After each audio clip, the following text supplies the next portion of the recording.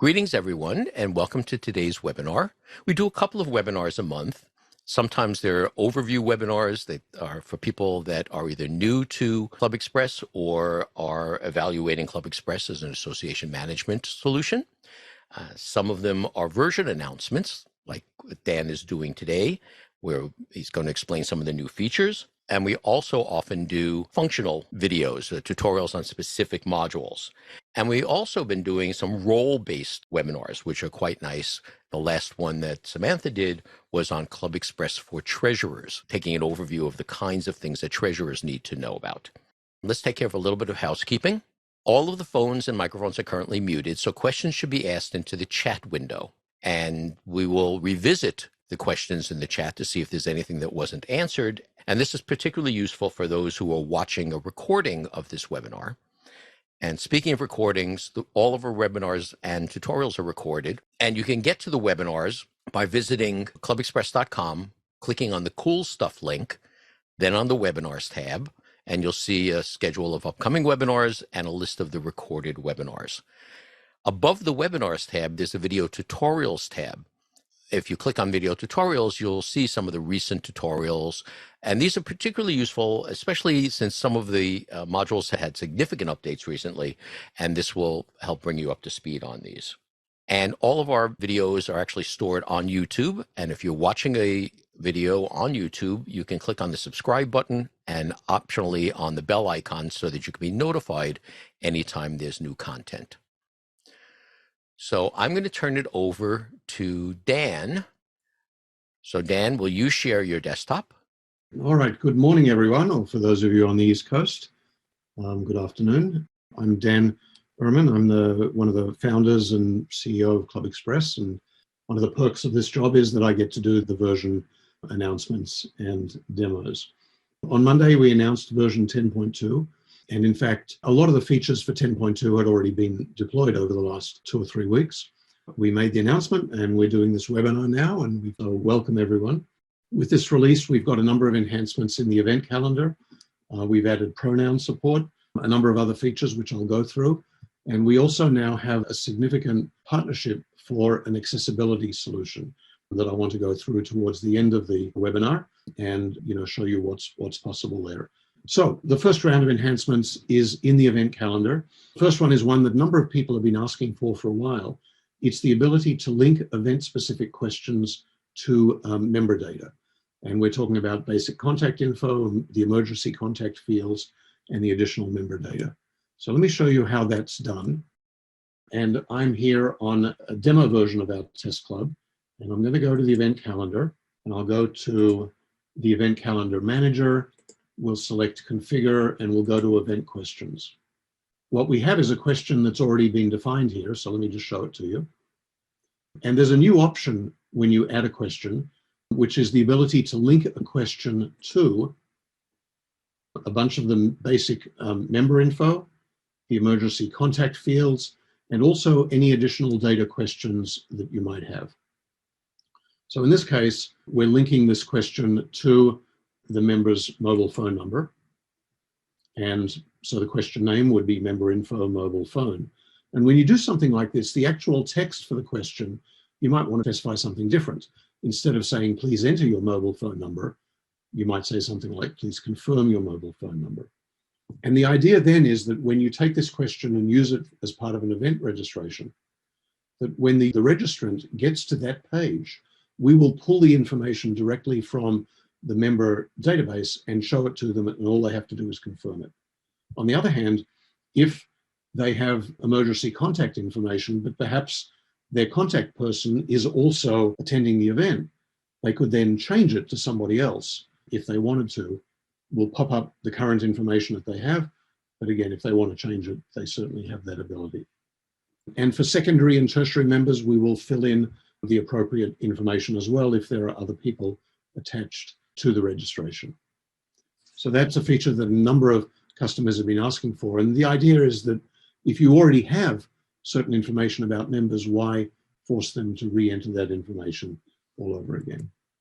We now also have the ability to limit the number of events within a category that a member can sign up for. And this was also something that a couple of customers asked for. Let's go back to the event manager, and I'll click on configure, and I'll click on categories. And I'm going to pick, let's say, the flying category here. And what we have is this new feature down here, which is limit registrations per member. And when you click yes, this whole section opens up. And you can specify multiple date ranges. So for example, I might say 7/1/2021 to 9/30/2021. And I could say 2 and click add. And now what we're basically saying is that between April and June, members can register for 3 events within this category. Between July and September, they can only register for 2 events in this category. And where an association might use this feature is that if you have a limited number of events in a popular category and you don't want a certain group of members that are always sitting on their computer responding quickly, you don't want them to monopolize those events. So you can actually limit the number of events that people can sign up for within a category. So basically that's how you configure that, and then you click save. And what happens then is that when a member tries to register for the event, the actual register now button won't even show up for that member if they've exceeded that limit within that category. Registrant types can now be defined by interest group. Let's have a look at that and how that's defined. I actually have an event back in November that we'll just use for test purposes. And when I go to the admin options and select who can register for this event, so now we have a number of different registrant types and different categories of people that can register for the event and what fee they will pay. And so the new option here is members of a selected interest group. We've always in the past had committees and subgroups, which are, chapters, but we now also have interest groups. So you could say, for example, that our junior flyers can register junior flyers interest group. You might say something like that. And maybe the fee for them is $5. And we add them to the list. And there they are on that list. So now when somebody who's a member of that interest group comes to register for the event, they would see the active members, which actually also happens to be $5, but they would also see the junior flyers. And maybe that's cheaper because you're part of the interest group. So when you have multiple choices that people can select, usually they will select the cheapest choice that's available to them. Tertiary members can now be listed as event contacts. And so if we go to event contacts for an event, you'll notice here that we have the ability to have multiple contacts for an event. And in the past, we didn't allow tertiary members to become event contacts because tertiary members can't log in. But when you have multiple contacts, basically what we've done is we've changed this list so that it now includes tertiary members. And maybe Larry is responsible for snacks and drinks at the event. So that's something where Larry doesn't need the ability to log in. He doesn't need to have admin rights over the event. But when the event is listed on the calendar and people drill into it, they would see that Larry is responsible for snacks and drinks. And maybe if Larry is showing his email and phone number, people can contact him if they want to volunteer to help provide snacks and drinks. So again, you can have multiple people listed as event contacts, and this responsibilities field simply allows you to designate what people are responsible for if they're listed as a contact. The event visibility can now be defined by interest group, committee, and subgroup. This is a pretty important one. It's one that a lot of people have been asking for. If we go to the basic info for the event, so here's the basic info and here is the visibility setting. And so we have some new options here. An event can be visible to members of an interest group or multiple interest groups, one or more committees. And if this particular demo club had chapters defined, then we would also see visible to members of a subgroup would be listed as one of the options. So if I select interest groups, I then get a list of the interest groups, and you'll notice you can select multiple ones. So I might select these 3. And what that means is that when you come to the calendar as a member, if you're a member of one of those 3 interest groups, you will see that event. And if you're not, you will not see the event. And that's, particularly important, of course, for committees. You might have committees that are having meetings that you don't necessarily want to show to everybody in the club. So you can have events which are only visible to selected groups of people. Let's keep going here. I don't actually have an example of this to show you, but just to mention it fairly quickly, for a multi-activity event, you now have the ability to copy activities within the event. We've always had a copy function that allowed you to copy one event to a new one, or copy an activity from a different event to a new one. You can now also copy within an event. We had someone that I was talking to last week who had a multi-activity event with, I think, 55 separate activities, all of which were very similar to each other, very similar pricing. The only thing that was different was the title of the activity. And so she was able to use that feature to create the activity once and then copy, copy, copy, copy, change, change, change. Each time when you make the copy, you have the ability to change the title. And the final enhancement in the event calendar for this cycle is the event calendar manager now has a new waitlist column. So if I go to the event calendar manager, and let's just click the search button. So we have this column here which shows the number of registrations and registrants. So for this event, for example, there are 2 registrations of 1 person each, so 2 registrants. But we've also now added this waitlist column. If it says NA, then the waitlist is not defined for that event. But in this case, we have a waitlist that is capped at 10 people, and there are 3 people on the waitlist. And so you can very quickly see the overall status of the event, both registrations and waitlist. Those are the event enhancements. Let's move on to pronoun support. I'm sure many of you have seen this, but I've noticed over the last few months and year or so that more and more people, when I get an email from them and I look at the signature of the email, what they say in the signature is their preferred pronoun. He, him, his, she, her, hers, or they, them, theirs. And we have, more and more people are looking to specify their pronoun that they would like other people to use when referring to them. And ClubExpress also runs a lot of clubs and associations that work in the LGBTQ community where, the preferred pronoun is definitely something important. So we had a couple of requests at the beginning of the year to add this feature, and we looked at it. Turned out to be pretty straightforward, so we went ahead and added it. Now, I do want to make it clear that this is entirely optional. If you're a club that is not interested in specifying pronouns, you don't have to enable this feature and no one will see it. So here's how it works. We go to the control panel, we go to the People tab, and we go to the People Options screen. And on the People Options screen, there's a new option right down here, which is Capture Pronoun Preference. And you just say yes or no. If you switch it to yes, then the pronoun feature is available and visible. If you switch it to no, it isn't. Once you've done that, a member can go to their personal profile. I love the new profile screen, by the way. Go to their basic member information. And when a member does that, the pronouns is right here. And here are the different options that are available. The first 3 options on this list are going to handle, 98% of people's needs. We've added a couple of other ones that are in fairly common usage. And if it turns out we've missed one, then just send us an email, because there's a table behind the scenes and it's really easy to add additional pronoun combinations. And we also, of course, have the other Ask Me options. So once somebody has specified their pronoun, then that option now appears in multiple places within the system. So if I go to the membership directory, and I'm going to type in SMI, and I'll find a bunch of Smiths. So here in the biz cards, there's Martin Smith, and there's the preferred pronoun he, him, his. When I go to the bio screen for Martin Smith, here's our newly redesigned bio screen, which I'll tell you about in just a moment. There is he, him, his also listed as part of the bio screen. In addition to that, when you go to the control panel and the people manager, for example, I could also search for SMI.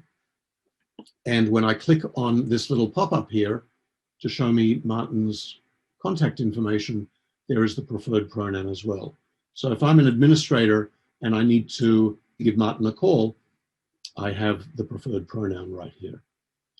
Now, in addition to that, we've also added the preferred pronoun to All of the reports that include member information, there's about 30 or 40 of them. So the pronoun is now available in all of those reports. The pronoun is now available on the additional member data, this export answers here, which is, probably the most comprehensive export that we have. But we've also added it on the club tab to all of these exports that include member data as well. So we think we've added it in all of the places where people are likely to need it. But certainly, as you go along, if you find any that we've missed, just let us know, and we can add those fairly easily. So configurable on people options, and then it's shown in the member manager, the member directory and bio screens. Oh, committees and interest groups, I forgot to mention that as well.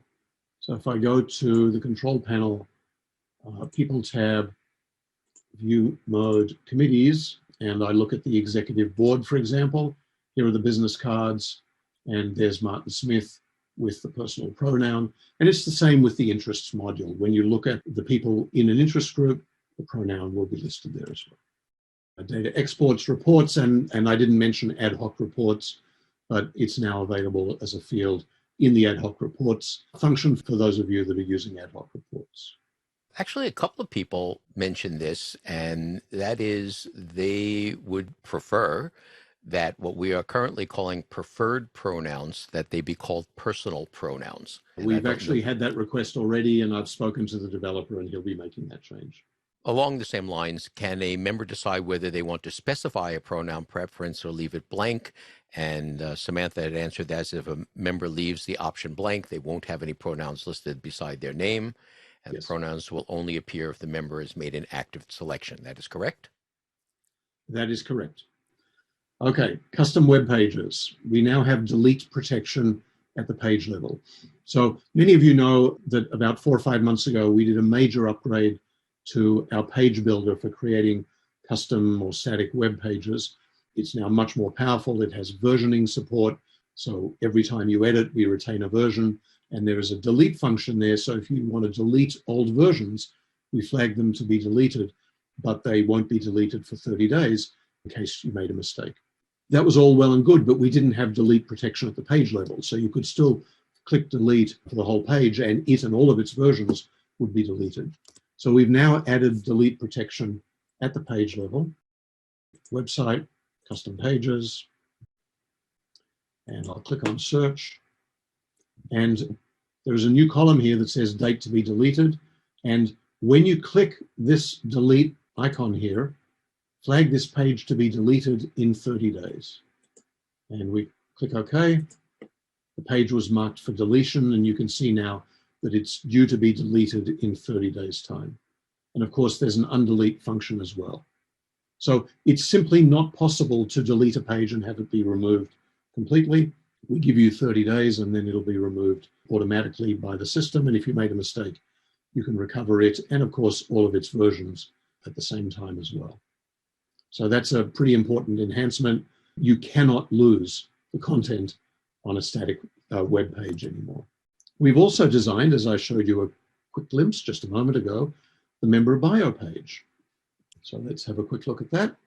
We'll go to the members menu, the membership directory, and I'll scroll down to Martin. And here is the redesigned bio page. You'll notice now we now have a new header image, which is similar to social networks like Facebook. The member's bio photo is over here. And each one of these has an icon. You can see the icon over here that allows you to edit this information. The contents of the page have also been redesigned. We have some anchor tags up here that allows you to jump down to the different sections within the page. So I could go to additional info, and there's a really nice little scrolling effect that jumps down to that part of the page, the bio, the interests. This has been redesigned as well. This member doesn't have any photo albums, but if they did, we'd show a snapshot of the photo albums and allow you to click on them, and all of the different sections that are available here. If I click on, let's say, biography, the member bio page has also been redesigned. So here is the general info at the top. Here is the personal photo, and then what we call the banner image, the social networking links, and then the biography field at the bottom. And we're looking at doing some additional enhancements to the standard member directory and the bio page over the next few months as well. We now also have the ability to turn off or reformat instruction text throughout the platform. Many of you will have probably at this point sort of ignore this little block of text that we have in most of our screens. This was something that we thought right at the very beginning of ClubExpress would be a good idea. Just give people some basic instructions on what to do on each screen. And some people read them, some people just ignore them, and after a while you just don't look at them anymore. Well, we now have the ability to turn them off. We also have the ability to reformat them. So if I go to the control panel, the website tab, and the website look and feel, I bring up our site editor, which allows you to customize the overall look and feel of the website. And if you go to text styles, here's where you can adjust the basic normal text, the appearance of links, heading 1, 2, and 3, and here is instruction text. And there's this option here that says show instruction text, and if I turn that off, you'll notice we have some instruction text back here. When I click save, it's gone. It's gone throughout the system. I also have the ability, if I really want to, go to instruction text, enable it, and I can make it bigger. So let's make it, let's say 15 point, and let's change the background color to sort of a vague yellow. Select the color, and oh, what the heck, we'll make it bold as well. And there it is. Now it's in yellow and bold, and it's a bigger text. So you certainly have the ability to do all of those things. If I go back to instruction text, I can reset it back to the normal default, click save, and there it is again. Now, you will find that there are certain panels throughout the system that don't disappear if you turn instruction text off. And those are panels that were done in a slightly different format because they're things that we need people to read as they navigate through a page. So those, we don't treat those as instruction text. They're in a different format, and you won't turn those off. Okay, oh, actually, let me get out of design mode. Okay, there's a new user interface for adding multiple people to an interest group. So let's have a look at that. We go to the control panel, the people tab, we go to member interests. And here's where you define the interest categories. So we have a category called ballooning. Within that category, we have multiple interest groups. And if you click on the people icon, the members of an interest group, it used to bring up a screen very similar to this, where you'd add a person one at a time. Now we have a little pop-up here, and it will show you the people in the interest group already on the right and all the other members on the left. And I can select one and move that person over. I can do shift click and move a whole bunch of people over. I can do control click and move selected people over, or I can move everyone over if I want. Let me just click cancel. Let's go back here again. You can also filter on this list. So I could filter for everybody whose first name begins with the letter B, and it will only show those. Now, we've actually tested this. We have a couple of clubs running on ClubExpress that have 6,000 to 7,000 members, and they have interest groups with 2,000 or 3,000 people in them. And it'll pop up this list on the left with, 2,000 people in it in about 3 or 4 seconds, which is pretty cool. But of course, that's a very hard list to work your way through. And that's why we have the search function here that allows you to filter the people on the list down to something that's a lot more manageable. And so, now you have the ability to add, as an administrator, to add or remove multiple people at once from an interest group. We did not add the same capability, by the way, to committees for a couple of reasons. First of all, committees are generally much smaller. Secondly, people on a committee usually have a title. They could be the committee chair or the committee secretary or committee member. And also, people on committees often have a term of office. So they join the committee on a certain date, and their term of office might be for 1 year or 2 years. And so all of that information also would need to be filled in. And so adding multiple people at once doesn't always make sense.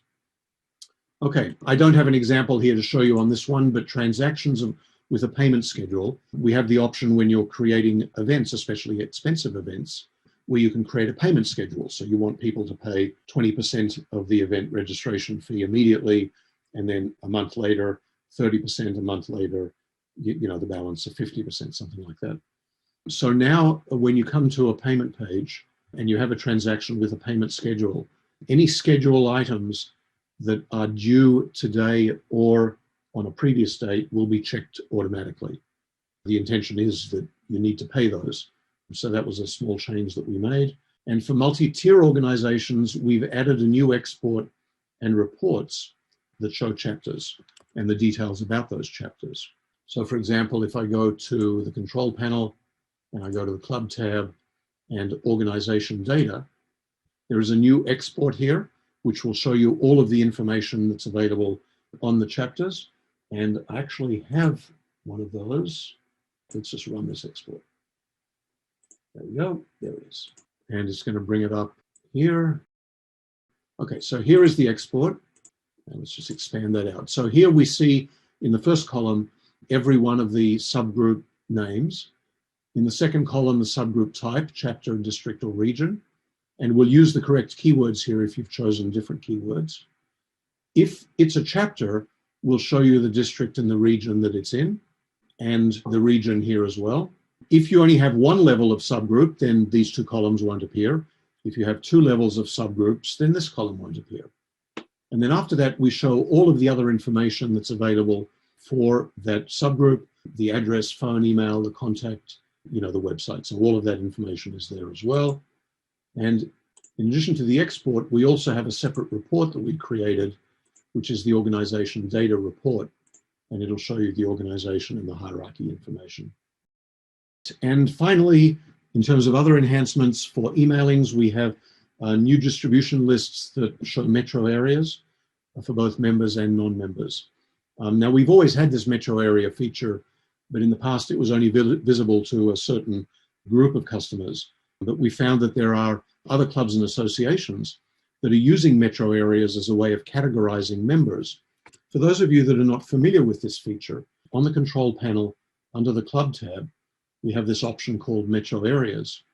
And it allows you to define something. I mean, it really could be anything, but usually it's geographic in nature. So it could be, local communities, it could be neighborhoods, towns, or villages.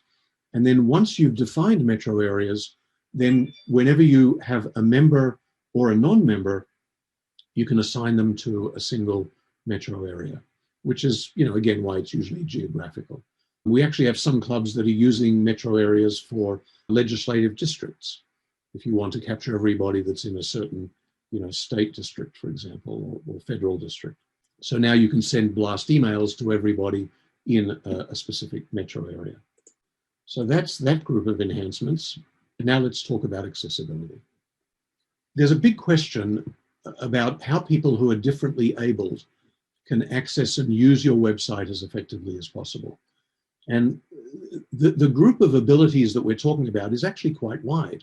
You've got people who are blind or visually impaired and who need a screen reader. You've got people who are motor impaired and can't use a mouse or a trackball, so they have to use a keyboard to navigate. There are people who might have epilepsy or color blindness, people with cognitive or learning disabilities, and seniors. Many of the clubs and associations running on ClubExpress have a high percentage of seniors who have difficulty using a typical website and finding all of the things that are going on. And there have been surveys that have been done that say that 20 to 25% of the population might have some difficulty using a typical website. The World Wide Web Consortium, which is W3C, has defined something called the Web Content Accessibility Guidelines. And the recognized standard is something called version 2.1 level AA. Now, these guidelines are a massive document, hundreds of pages. And the Americans with Disabilities Act and other national and international laws all reference the WCAG 2.1 level AA as the recommended standard for handling accessibility. What's happened also is that there's now a group of people who are sending out demand letters and actually filing lawsuits against websites for non-compliance with the Americans with Disabilities Act. There is some risk of liability for a website that is not compliant. Now, making a website compliant with these rules is very, very complex. There are some things that we can control, and we've done a fair amount of work already on ClubExpress to move towards compliance. But there are some things that are outside our control. When you create a homepage or a static web page, we don't have the ability to control what you put on the page and whether you make it compliant, whether you add alt text, for example, to your images. And so part of this initiative was to see if we could work with a partner to provide a higher degree of compliance for your websites. So we've partnered with a firm that provides a fully automated tool powered by artificial intelligence that will make any website WCAG 2.1 level AA compliant. And it seamlessly attaches to the website, and it's accessed by clicking an icon, or if a user has a screen reader, once that icon is active, when somebody comes to that website and presses Alt-1, the screen reader will issue a tone, and that says that this tool is available. Now, let me show you the tool. I'm going to go to our main website. This is clubexpress.com. And you'll notice down here in the bottom right-hand corner, this little blue people icon. And when you click the icon, it pops up a screen, and this is provided by our partner. And the screen has a number of different profiles that are available. So for example, I can select a blind profile, and it rings a tone and now says that this page of the website is accessible to blind users using a screen reader. But in addition to these profiles, there are also about 30 different specific adjustments that can be made. Let me go to a different page. I'll bring this up again. And I'm going to highlight titles. And you'll notice that the tool immediately puts a box around each of the titles. I'm going to highlight links, and it puts an orange box around each of the links. And you can see those here and here. And there's a whole range of tools. I can increase the size of the fonts. You can see I can make all of the fonts bigger. And the letter spacing, I can make color adjustments, dark contrast. Let's turn that one off. And there's a whole bunch of other color saturation and contrast options, and then orientations, animations, you can turn those off as well. And what the tool is doing on the fly is it's adjusting the HTML and the CSS for the website, in some cases, I guess even the JavaScript. It's adjusting it on the fly to make the page more accessible. So then there's a question as to whether or not this applies only to the current page or to the whole site. Well, let me just show you. So let me turn that off, and I'm going to go to a different page. And you'll notice that as I move through the different pages, all of the changes are retained. So once you come to a site and you set the site up the way someone who's differently abled, they come to a site, they set the site up the way they want it. As you move through the site, all of those changes are still in effect. And what's really cool is that it's analyzing the site as you move from page to page on the fly. So there might be a slight delay, maybe a second or two, but it's making those changes on the fly, which also means that once you log in, normally a tool that would be analyzing a website, it doesn't have access to the parts of your website that are behind a username and a password. But in this case, once you log in, all of those pages will also be suitably adjusted. And I can also reset all of those settings as well and turn everything off. So this tool is available. So again, it has predefined profiles, more than 30 individual adjustments. You can actually change the language that the tool is using. As I said, it's using artificial intelligence to dynamically analyze the page. The settings are retained as users move around a site. And there's also an accessibility statement that ensures legal protection. So let me just show that to you as well. When I go to the website, you can click on the statement, and it will give you a statement of compliance. And the company behind this will actually back you up legally. So it provides very strong protections against demand letters and against being sued by a troll who's trying to get you to pay them money because they claim that your website isn't accessible to them, or something like that. So they're adhering to the World Wide Web Consortium Web Content Guidelines 2.1 AA level, which is exactly what we talked about earlier. A tool this powerful does not come for free. The company that provides this charges $499 per year for a typical website. And we verified with them that ClubExpress websites fall within that price range.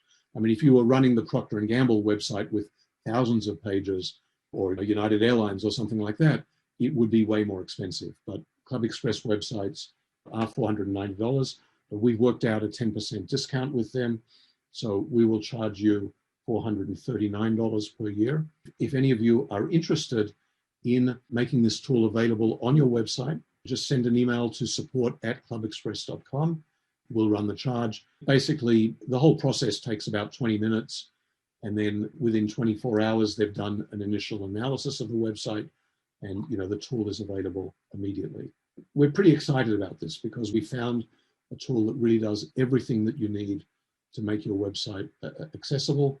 Now, generally, if you're a small cycling club or a car club, something like that, you probably don't need to worry about that. But if you're a professional or trade association, if you have a large number of seniors, for example, who might be accessing your website, if you're a club or association that people join through their personal lives, but it's a large organization, you might have members who are visually impaired. You should definitely explore this tool.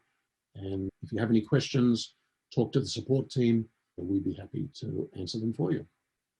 So that's basically it for this part of the presentation. I guess this is a good time to go through some questions. One of the questions is the accessibility option icon standard, and what would differently able people look for? This is a standard icon. It is possible to change the position of it. We can move it to the top left corner or the bottom left corner. It is possible to change the icon, but that's something we haven't really explored in detail yet. I suppose if someone really desperately needed to do that, we could certainly do it. Apparently, because all three of the companies that we spoke to, having the icon floating in the bottom right-hand corner is somewhat of a standard. So that's what we're using right now. Some people are very excited about the possibility of having the accessibility options enabled because they are accessibility advocates and such. So we're looking forward to see which organizations actually enable this new feature. I do see a couple of questions. Someone was asking about the language option. The language option in the accessibility tool applies to the tool itself. It's not doing a language adjustment to the whole website or the current page that you're looking at. So if I click on English and change it to Deutsch, it's going to change the accessibility tool to German, but not the website itself. So I just wanted to clarify that for people.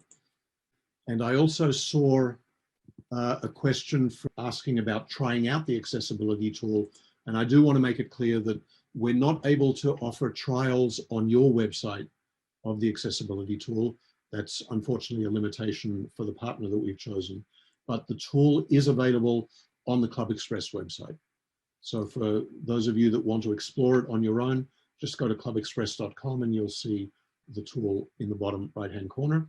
And you can certainly explore it. You can show it to your board of directors if that's necessary as well.